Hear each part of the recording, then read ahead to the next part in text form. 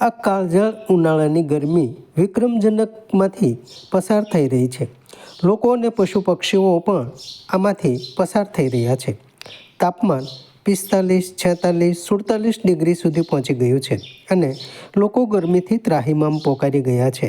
જીવ માત્ર આફતો સામે લડી લેવા મક્કમ હોય તેમ ઉનાળાની આ ગરમીમાં પણ પશુ પક્ષીઓ, બાળકો, સેવાભાવી લોકો ક્યાંક મજા લઈ રહ્યા છે તો ક્યાંક પોતાનાથી થતી સેવા કરી રહ્યા છે. કોઈક વેપાર પણ કરીને લોકોની જરૂરિયાત પૂરી પાડી રહ્યા છે. ત્યારે હવામાન વિભાગની આગાહી હજુ 4 દિવસ લોકોને આ કાળઝાળ ગરમીમાંથી પસાર થવું પડશે એવું જણાવી રહ્યા છે. આ સંજોગોમાં માણસો તો પોતાની વ્યવસ્થા કરી લે છે, પણ પશુ પક્ષીઓ માટે પણ પાણી, ચણ કે છાંયડાની વ્યવસ્થા કરવી તે સરાહનીય છે.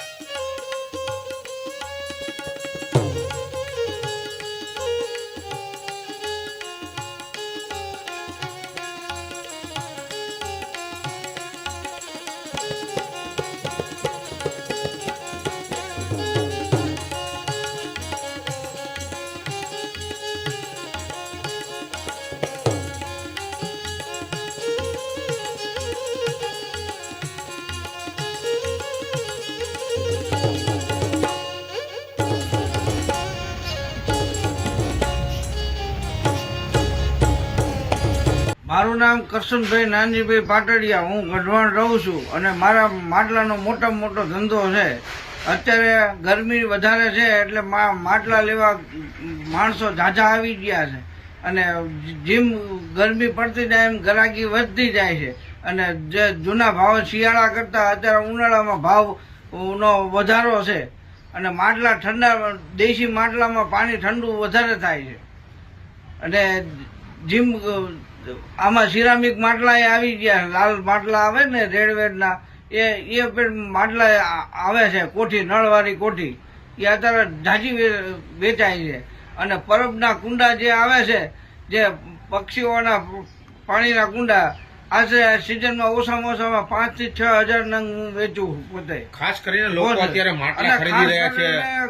ખાસ કરીને લોકો માટલા ખરીદવા વધારે આવે છે.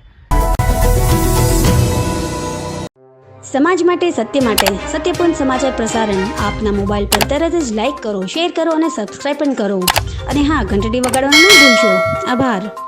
સમાજ માટે સત્ય સાથે સત્યપૂર્ણ અહેવાલ, સમાચાર તથા જાહેરાત પ્રસારિત કરવા સંપર્ક સાધો. સત્યપુંજ સમાચાર પ્રસારણ, લબ્ધિ કોમ્પ્લેક્સ, તાલુકા પંચાયત સામે, સિહોર.